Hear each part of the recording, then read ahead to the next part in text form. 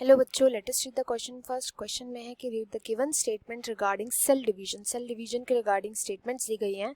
कितने स्टेटमेंट यहाँ पे करेक्ट है ये हमें बताना है।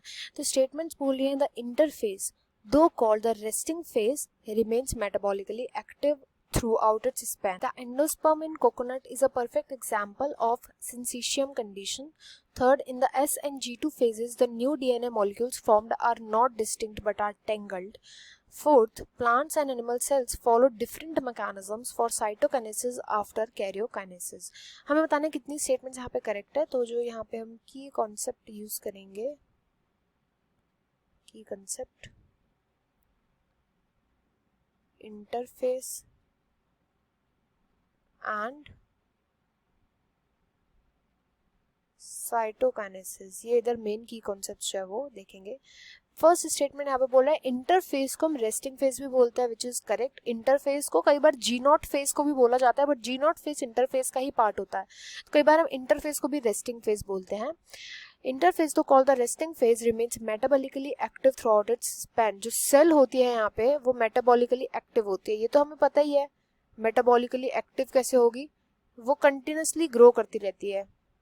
सेल जो होते हैं वो मेटाबॉलिकली एक्टिव होते हैं क्योंकि ये कंटिन्यूसली ग्रो करती रहेगी। ग्रो करती है, न्यूट्रिएंट्स जो है वो इकट्ठा करती है, न्यूट्रिएंट्स को यूज करती है। तो मेटाबॉलिकली शांत थोड़ी बैठी है, वो रेस्ट कर रही है, बट मेटाबॉलिकली सब उसके अंदर एक्टिवेटेड है, ग्रोथ हो रही है उसके अंदर, सेल के अंदर ग्रोथ देखने को मिलती है। इसलिए इंटरफेज रेस्टिंग फेज जो होता है उसको रेस्टिंग इसलिए बोलती है क्योंकि यहाँ पे डिवीजन देखने को नहीं मिलता। यहाँ पे सेल जो है वो डिवाइड नहीं कर रहे, डिवीजन देखने को नहीं मिलता, इसलिए इसको रेस्टिंग फेज बोलते हैं। तो ये करेक्ट स्टेटमेंट हो जाएगा। इसके बाद नेक्स्ट सेकंड स्टेटमेंट में बोला है कि एंडोस्पर्म जो होता है कोकोनट का वो सिंसीशियम कंडीशन का एक परफेक्ट एग्जांपल है, which is also a correct statement, true statement.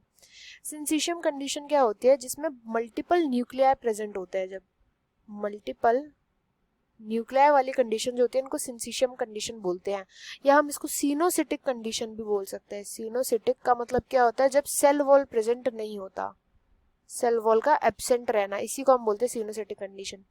Coconut का आपने एंडोस्पर्म देखा होगा, वाटरी लिक्विड एंडोस्पर्म होता है उसके अंदर, उसमें क्या होता है, उसमें साइटोकाइनेसिस देखने को नहीं मिलता। जब साइटोकाइनेसिस नहीं होगा तो सेल वॉल का फॉर्मेशन भी नहीं होता, सेल वॉल का फॉर्मेशन नहीं होता, बट कैरियोकाइनेसिस लगातार होता है उसमें। लगातार न्यूक्लियस जो होता है वो डिवाइड करते जा रहे हैं, इसलिए मल्टीपल न्यूक्लियस उधर देखने को, मल्टीपल न्यूक्लियाई जो होते हैं उधर देखने को मिलते हैं। तो सेकंड स्टेटमेंट इसलिए करेक्ट था। नाउ थर्ड स्टेटमेंट में बोला गया है कि इन दी S and G2 phases the new DNA molecules formed are not distinct but are tangled। ये भी एक ट्रू स्टेटमेंट है। कैसे, देखो S and G2 फेज में जितना भी डीएनए बनता है, ये डीएनए का जो कंटेंट होता है ना, केवल ये क्रिएट होता है, डीएनए का कंटेंट बनता है।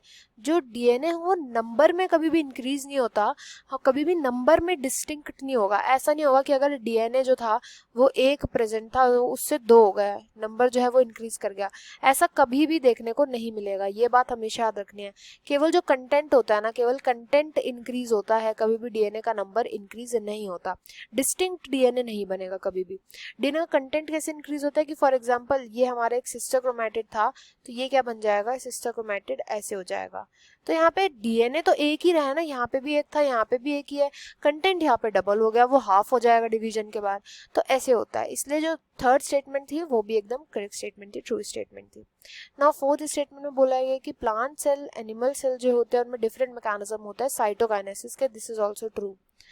अगर हम प्लांट्स की बात करें तो प्लांट सेल के अंदर जो साइटोकाइनेसिस होता है वो हमेशा सेंटर से स्टार्ट होता है एंड देन पेरिफेरी की तरफ को जाता है, सेंटर टू पेरिफेरी होता है ये। वेयरएज एनिमल सेल्स के अंदर इसका उल्टा होता है। एनिमल के अंदर जो साइटोकाइनेसिस होता है वो पेरिफेरी से स्टार्ट होता है एंड पेरिफेरी से स्टार्ट होकर के तभी सेंटर की तरफ जाता है। तो इसलिए जो चारों स्टेटमेंट्स थी ट्रू थी। कितनी करेक्ट स्टेटमेंट हो जाएंगे यहाँ पे, 4। I hope you understood well. Best of luck and thank you.